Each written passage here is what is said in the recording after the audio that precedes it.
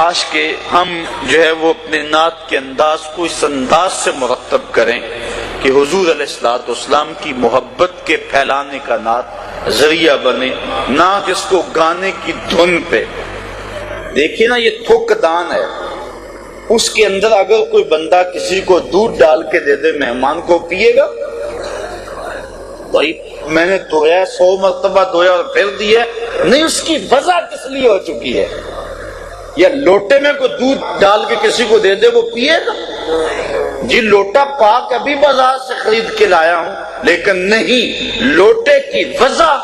کسی اور مقصد کے لیے، تھوک دان کی وجہ کسی اور مقصد کے لیے، اس میں اب دودھ نہیں پیا جا سکتا۔ جو طرز متبذل ہوگی ہے کسی گانے کے لیے، اللہ کے نبی کی نعت کا تقدس یہ ہے کہ اس طرز میں پھر نعت نہ پڑی جائے۔ یہ بات ذہن میں رکھیں۔ اور دوسری بات یہ ہوتی ہے کہ جب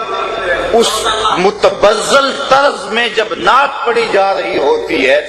تو کچھ لوگوں کے اندر گانا چل رہا ہوتا ہے، باہر نعت چل رہی ہوتی ہے، تو یہ نعت کی حرمت کے خلاف ہے، نعت کی عزت اور نعت کے وقار کے خلاف ہے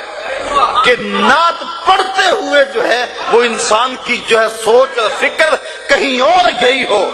نعت پڑھتے ہوئے نظر گنبد خضرا کی طرف ہونی چاہیے۔ تو اس بات کا ذرا جو ہے وہ ہمارے معاشرے میں اس کی بہت ضرورت ہے، اور میں پہلے عرض کر چکا ہوں اقبال کے لہجے میں، اپنے بھی خفا مجھ سے بڑے لوگ ناراض ہو جاتے ہیں، اپنے بھی اور بیگانے بھی، لیکن اس سے غرض نہیں ہے،